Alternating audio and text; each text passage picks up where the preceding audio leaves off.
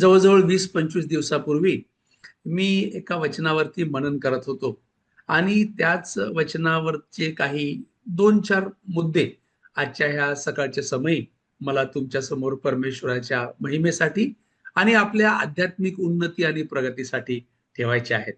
तर चला, शास्त्र असेल तर आपण उघडूया कलसेकरास लिहिलेलं पत्र आणि त्याचा 3रा अध्याय आणि वचन 16. कलसे अध्याय 3 वचन 16. देवाच्या वचनात असं लिहिलेलं आहे, ख्रिस्ताचे वचन तुम्हामध्ये भरपूर राहो, परस्परास सर्व ज्ञानाने शिकवण द्या व बोध करा. आपल्या अंतःकरणात देवाला स्तोत्रे, गीते व आध्यात्मिक गायने कृपेच्या प्रेरणेने गा. ख्रिस्ताचे वचन तुम्हामध्ये भरपूर राहो. पौलाने अनेक पत्र नवीन करारामध्ये लिहिली आणि ह्या अनेक पत्रांमध्ये जी अनेक वचनं त्यांनी लिहिली त्यामध्ये पौल देवाचे वचन हा शब्द 11 वेळा वापरतो. सत्याचे वचन हा शब्द 3 वेळा वापरतो आणि सुवार्तेचे वचन हा शब्द देखील तो 3 वेळा वापरतो. परंतु ख्रिस्ताचे वचन हा शब्द पौल केवळ कलसेकराच्या ह्या 3ऱ्या अध्यायात आणि 16व्या वचनामध्ये तो वापरत आहे. ख्रिस्ताचे वचन तुम्हामध्ये भरपूर राहो. काय आहे बरं ख्रिस्ताचे वचन आणि देवाचे वचन, याच्यामध्ये काय फरक आहे? तसं पाहिलं तर थोड्या शब्दामध्ये ह्यामधला मुख्य फरक प्रकट करून सांगता येणार नाही, परंतु पौलाला ह्या 16व्या वचनामध्ये ख्रिस्ताचे वचन हे सांगत असताना हे सांगायचं आहे, ख्रिस्ताचे वचन म्हणजे ख्रिस्ताने बोललेले, ख्रिस्ताने शिकवलेले, ख्रिस्ताने बोध केलेले वचन. काही मराठी बायबलमध्ये आणि इंग्रजी बायबलमध्ये देखील ख्रिस्ताने शिकवलेले शब्द किंवा ख्रिस्ताने बोललेले वचन हे लाल रंगाने वेगळ्या शाईने नमूद केलेले आहेत आणि ते आम्हाला मत्त्यापासून तर प्रकटीकरणापर्यंत देखील पाहायला मिळतात.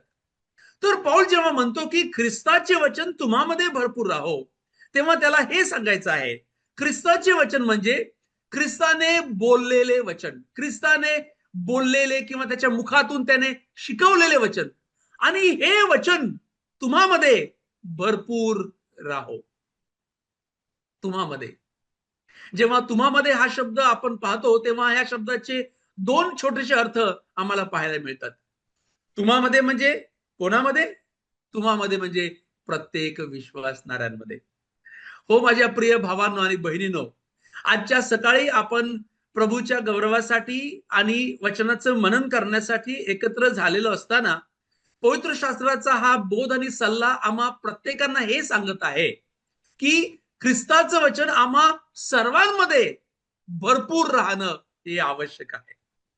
सर्वांमध्ये म्हणजे हो, याच्यामध्ये प्रभू येशू ख्रिस्तावरती विश्वास ठेवलेला प्रत्येक व्यक्ती आलेला आहे. मग तो पुरुष असो वा स्त्री असो, तो छोटा असो वा मोठा असो, तो प्रचार करणारा असो किंवा तो प्रचार न करणारा असो, ख्रिस्ताचे वचन हे आम्हा प्रत्येकांमध्ये राहायला हवं. आणि प्रत्येकांमध्ये म्हणजे कुठे? हा, डोक्यात नाही तर ते अंतःकरणात. ख्रिस्ताचं वचन हे आपल्या अंतःकरणामध्ये भरपूर राहायला हवं. जर 15वं वचन वाचलं तर तिथं पौल त्याचबद्दल सांगत आहे. पौल असं म्हणतो, ख्रिस्ताची शांती तुमच्या अंतःकरणात वास करो. आणि 16व्या वचनामध्ये देखील तो अंतःकरणाचाच उल्लेख करत आहे. हो, प्रभू येशू ख्रिस्ताचं वचन हे आपल्या डोक्यापेक्षा आपल्या अंतःकरणामध्ये राहणं हे खूप लाभदायक आणि फायदेकारक असं आहे. शास्त्री आणि परुषी यांच्या डोक्यामध्ये देवाचं वचन जुन्या करारातील चांगलं राहिलं होतं, परंतु अंतःकरणामध्ये मात्र त्याला खूप कमी स्थान होतं. आणि हीच गोष्ट प्रभू येशू ख्रिस्त देखील म्हणतो. योहानाच्या 15व्या अध्यायामध्ये तो तिथं असं सांगत आहे की, योहान त्याचा 15वा अध्याय आपण वाचणार नाही वेळेअभावी, मी फक्त तो रेफरन्स तुम्हाला सांगत आहे. योहान 15 आणि त्याच्या 7व्या वचनामध्ये तो म्हणतो, तुम्ही माझ्यामध्ये राहिला व माझी वचने तुम्हामध्ये राहिली तर जे काही तुम्हाला पाहिजे असेल ते मागा. लूक 6:46 मध्ये देखील प्रभू म्हणतो, तुम्ही मला प्रभू प्रभू म्हणता, पण मी जे सांगतो ते का करत नाही. आजच्या सकाळी म्हणण्यासाठी एकत्र झालो असताना हा विचार आपल्या मनाला किती आल्हाद देणार आहे, की ख्रिस्ताचं वचन आम्हामध्ये प्रत्येक विश्वासस्थानांमध्ये भरपूर राहो. हो, जसं जुना करार हा देवाने प्रामुख्याने इस्रायल लोकांसाठी, त्याच्या निवडलेल्या लोकांसाठी दिला होता, तसा नवा करार, प्रभू येशू ख्रिस्ताची शिकवण किंवा नवा करार हा प्रामुख्याने परमेश्वराने त्याच्यावर विश्वास ठेवलेल्या लोकांसाठी, तुमच्यासाठी, माझ्यासाठी, विश्वासधारांसाठी दिलेला आहे. आणि खरोखर आज अविश्वासधारांमध्ये ख्रिस्ताच्या वचनाला किंवा देवाच्या वचनाला स्थान नाही, यापेक्षा विश्वासधारांमध्ये ख्रिस्ताच्या वचनाला स्थान, सन्मान, आदर किंवा व्हॅल्यू, मूल्य, किंमत नाही, हे जेव्हा पाहावयास मिळते तेव्हा अंतःकरणाला दुःख झाल्याशिवाय राहत नाही. प्रभू करो आणि येणाऱ्या दिवसांमध्ये आपलं मन हे ख्रिस्ताच्या वचनाप्रत, देवाच्या वचनाप्रत अधिक प्रेरित केले जाऊ, अधिक आकर्षित केलं जाऊ. आणि आता माझा उरलेला वेळ जो आहे तो भरपूर राहणे, ख्रिस्ताचं वचन आम्हामध्ये भरपूर राहणे, यावरती छोटासा वेळ मी खर्च करू इच्छितो. पौलाला नेमकं काय सांगायचं आहे बरं, जेव्हा पौल असं म्हणतो की ख्रिस्ताचं वचन तुम्हामध्ये भरपूर राहो. इंग्रजीमध्ये सुंदर तो वाक्य प्रयोग केलेला आहे, let the word of Christ dwell richly. ख्रिस्ताचं वचन आम्हामध्ये भरपूर राहो, ड्वेल रिचली. आता राहो या शब्दामध्ये देखील चांगला अर्थ आहे बरं का. ख्रिस्ताचं वचन आपणामध्ये राहो, ड्वेल, निवास करून राहो. रविवारी आराधनेसाठी जेव्हा आपण जमतो, एकत्र येतो, तेव्हा ख्रिस्ताचं वचन किंवा देवाचं वचन ऐको, येवो आणि जावो असं नाही. मंगळवारी किंवा बुधवारी बायबल स्टडीसाठी जेव्हा आपण एकत्र येतो तेव्हा देवाचं वचन, ख्रिस्ताचं वचन येवो आणि जावो असं नाही, तर ते आपल्यामध्ये राहो, निवास करो, ड्वेल. एखादा पाहुणा जर काही क्षणासाठी आपल्याकडे येतो आणि जातो, त्याने आपल्या घरातलं वातावरण फारसं बदलत नाही. परंतु जेव्हा एखादा पाहुणा आपल्या घरामध्ये महिन्याभरासाठी, 2 महिन्यासाठी जेव्हा येतो, तेव्हा ह्या 2 महिन्यासाठी आपल्या घराचं वातावरण हे पूर्णतः बदलून जाते, फरक पडतो. त्याचप्रमाणे पौल हे सांगत आहे की ख्रिस्ताचं वचन हे कायम स्वरूपी आपल्या अंतःकरणामध्ये निवास करो, वास करो, जेणेकरून आपल्या अंतःकरणाची अवस्था, आपल्या अंतःकरणाची स्थिती ही बदलत जाईल. हो माझ्या प्रिय भावांनो आणि बहिणींनो, निवास करो, राहो, भरपुरीने राहो. भरपुरीने राहो म्हणजे काय बरं? Let the word of Christ dwell richly in you. भरपुरीने राहो. भरपुरीने राहो म्हणजे नेमकं काय? असं विचार करा. या शब्दाला समजण्यासाठी एक इलिस्ट्रेशन, एक उदाहरण देऊ इच्छितो, जेणेकरून हा भरपुरीने राहो हा शब्द आम्हाला कळण्यास मदत होईल. समजा असा विचार करा, आपल्या प्रत्येकाजवळ एक झोळी आहे किंवा एक पिशवी आहे. झोळी, I know you you understand the meaning of the word झोळी. झोळी म्हणजे एखादी पिशवी किंवा एखाद्या खांद्याला लटकत असलेली बॅग, बॅकपॅक सारखं एक झोळी आहे. आणि आपण एका अशा राजाच्या खजाना समोर उभे राहिलो. राजाचा खजाना आपल्या समोर उघडला गेला आणि त्या खजानामध्ये सोनं आहे, हिरे आहे, पाचू, माणिक वगैरे वगैरे मौल्यवान गोष्टी त्या खजानामध्ये भरून ठेवलेल्या आहेत. आणि त्या खजानासमोर आपण प्रत्येक जण आपापल्याकडे असलेली एक झोळी घेऊन उभे आहोत. आणि राजाने म्हटलं, तुम्हाला ह्या खजानातील जे काही हवं असेल ते सगळ्या मौल्यवान गोष्टी तुम्ही घ्या. मला खात्री आहे तुम्ही आणि मी अशी आम्हाला सूचना मिळाल्यानंतर आम्ही त्या खजानातलं एखादा सोन्याचा दागिना किंवा एखादा रुबी, एखादा डायमंड नाही उचलणार. आम्ही काय करू? आम्ही आमची जी थैली किंवा जी झोळी आहे, ती झोळीमध्ये जितकं मावेल तितकं आम्ही घेऊ. जगाच्या संपत्तीच्या बाबतीत, जगातल्या गोष्टींच्या बाबतीत आपला हा अप्रोच जसा असतो, तसा किंबहुना त्याही पेक्षा अधिक चांगला अप्रोच आपला परमेश्वराच्या वचनाच्या, देवाच्या वचनाच्या, ख्रिस्ताच्या वचनाच्या ह्या खजान्याप्रत असला पाहिजे. हा खजाना आहे. देवाचं वचन, ख्रिस्ताचं वचन हा एक अनमोल खजाना आहे. ही एक अमूल्य खजाना आहे की जो खजाना देवाने आपल्या सर्वांसमोर उघडून ठेवलेला आहे. आणि तो असं म्हणत आहे की या खजान्यामधील तुम्ही भरपूर घ्या, कितीही घ्या. कितीही जरी घेतलं तरी हा खजाना कमी होणार नाही. आपली झोळी कमी होईल, आपल्या झोळीमध्ये मावणार नाही, परंतु हा खजाना मात्र कदापि समाप्त होणार नाही.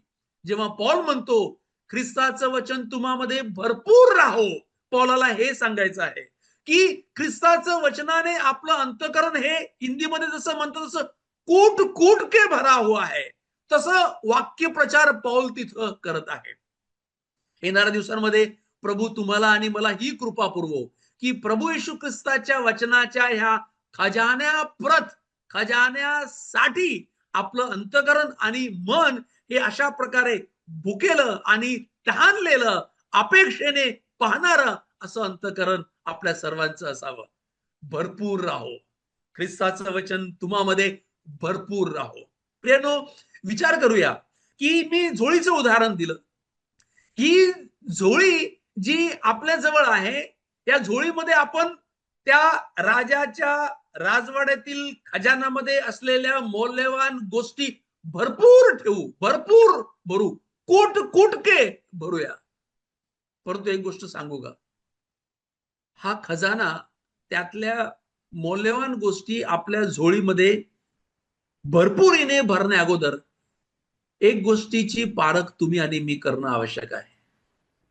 आणि ती ही आहे की ऑलरेडी या झोळीमध्ये मी काय भरलेलं आहे. माझ्याकडे असलेल्या या झोळीमध्ये ऑलरेडी कशाने ती झोळी भरलेली आहे, काय आहे त्या झोळीमध्ये, आणि हे आपण पारख करून ते झोळीमधून अगोदर काढलं पाहिजे. बघा बरं, तुमच्या आणि माझ्या अंतकरणातल्या या झोळीमध्ये आपण काय भरलेलं आहे, बघा, विचार करा. आणि या झोळीमध्ये जरा डोकावा. आपल्या अंतकरणातली झोळी अशी उघडा आणि बघा त्याच्यामध्ये मी काय भरलेलं आहे, काय साठवलेलं आहे, किती वर्षापासून हे भरलेलं आहे, आणि हात घालून ते काढूया. मी जर हात घालून त्या झोळीमध्ये काढलं तर मला काय दिसेल? अरे, हा राग आहे, हा द्वेष आहे, हा मत्सर आहे, या चुकीच्या गोष्टी आहेत जी अनेक वर्षांपासून मी माझ्या ह्या अंतकरणाच्या झोळीमध्ये घेऊन फिरत आहे. पहिलं ते काढूया. आणि त्याची तुलना हा जो राजवाड्यातला खजाना जो आपल्या समोर आहे, सोने, रुपे, माणिक, पाचू वगैरे वगैरे, त्याच्याशी करूया. जेव्हा आपल्या अंतकरणामध्ये वर्षांपासून साठवलेल्या चुकीच्या गोष्टी, त्याची तुलना ख्रिस्ताच्या वचनाशी जेव्हा आम्ही करू, तेव्हा आम्हाला कळेल की आतापर्यंत या झोळीमध्ये जे मी हे ठेवलेलं आहे हे कुचकामाचं, बिनकामाचं, अयोग्य असं आहे. ते पहिलं बाहेर फेकू, जेणेकरून ख्रिस्ताचं वचन भरपुरीने आपल्या अंतकरणामध्ये कुठून कुठून आपण भरू शकू. जेव्हा पौल हे म्हणत आहे ख्रिस्ताचं वचन, हा शब्द पौल का वापरत आहे? मी असा विचार केला, आपल्या अंतकरणाच्या झोळीमध्ये काय भरून ठेवलाय आपण? राग भरलाय का? द्वेष भरलाय का? मत्सर भरलाय का? चुकीच्या गोष्टी ज्या काही XYZ आहेत त्या भरलेल्या आहेत का? मग त्याची तुलना ख्रिस्ताच्या वचनाशी, ख्रिस्ताच्या बोधाशी, ख्रिस्ताच्या शिकवणीशी करा. रागाबद्दल, मत्सराबद्दल ख्रिस्ताने काय शिकवलं त्याच्याशी करा, आणि मग आम्हाला कळून येईल की ख्रिस्ताने त्या रागाबद्दल काय शिकवलं, ख्रिस्ताने त्या क्रोधाबद्दल, ख्रिस्ताने त्या मत्सराबद्दल, ख्रिस्ताने आपल्या अंतकरणाच्या झोळीमध्ये कळत नकळत आपण जे साठवत गेलो, भरवत गेलो, त्याबद्दल काय शिकवलं याची तुलना करा, जेणेकरून ख्रिस्ताच्या शिकवणीच्या द्वारे झोळीमध्ये, अंतःकरणामध्ये आतापर्यंत निवडलेल्या, साठवलेल्या चुकीच्या गोष्टी आपण हळूहळू बाहेर फेकू शकू. ख्रिस्ताच्या शिकवणी व्यतिरिक्त नवीन करारामध्ये ख्रिस्ताने जे काही या गोष्टींबद्दल शिकवलं, त्या व्यतिरिक्त या अंतःकरणातल्या चुकीच्या गोष्टी बाहेर कदापि आणि कशानेही निघणार नाही. ख्रिस्ताचं वचन तुम्हामध्ये भरपूर राहो. आज हे वचन आपल्या अंतःकरणामध्ये स्वतःचं पारख करण्यास, स्वतःला शोधण्यास मदत करू, की वर्षांपासून साठवलेल्या ह्या चुकीच्या गोष्टींच्या बाबतीत ख्रिस्ताचं वचन मला काय शिकवते.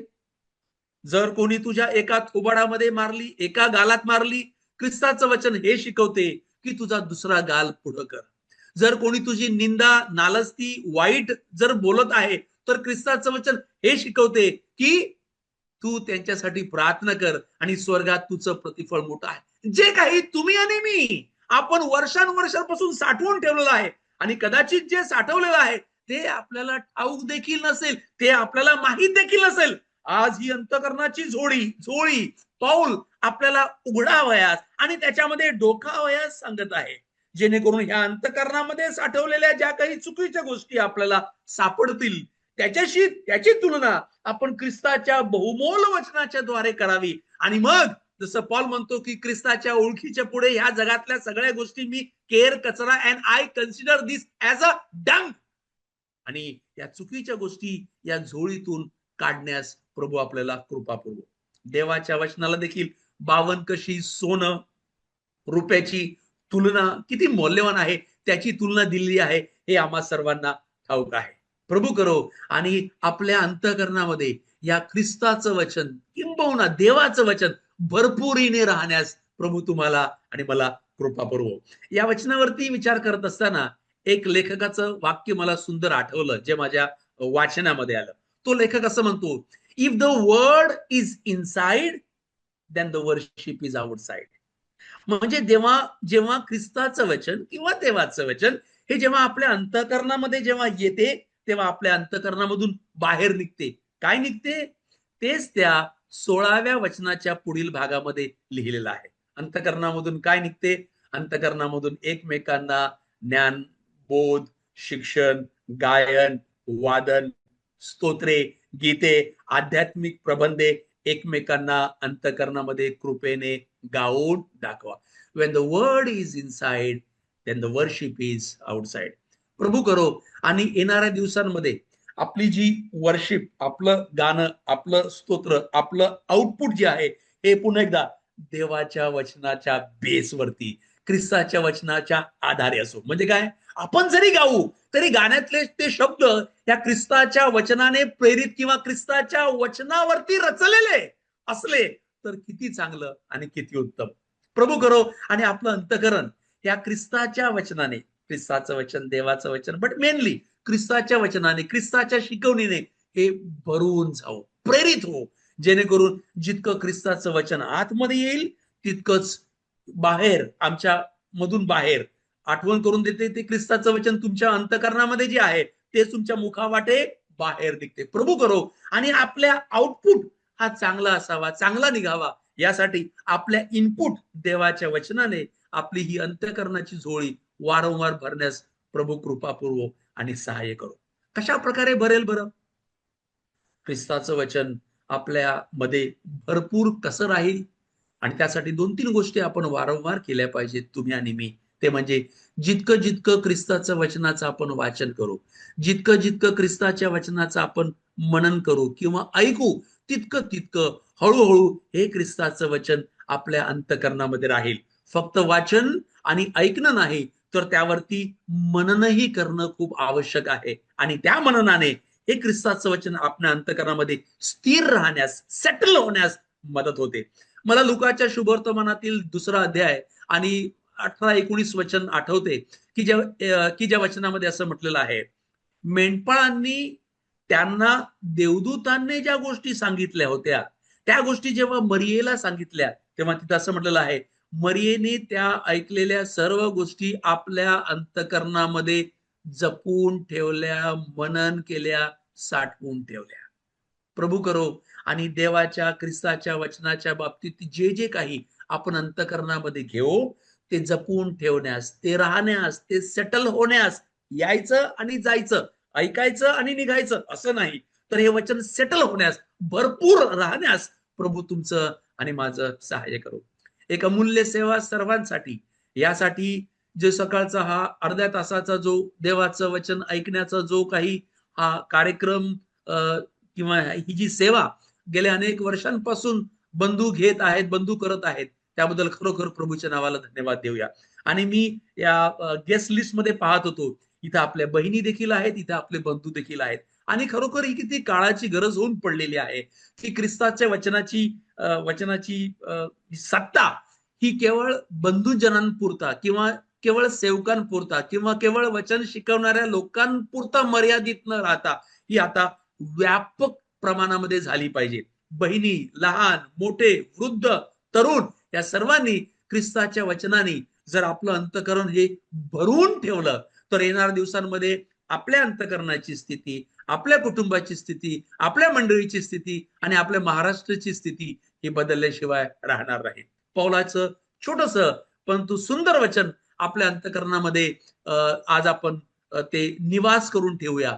जे पौल म्हणतो, ख्रिस्ताचं वचन तुम्हामध्ये भरपूर राहो. येणाऱ्या दिवसांमध्ये प्रभूच्या वचनाची ही भरपुरी आपल्या अंतःकरणामध्ये वारंवार साठवत राहो, वारंवार येत राहो आणि या भरपुरीने आपलं बाह्य जीवन जगण्यास प्रभू तुमचं आणि माझं सहाय्य करो. प्रभूच्या नावाला धन्यवाद असो. आमेन.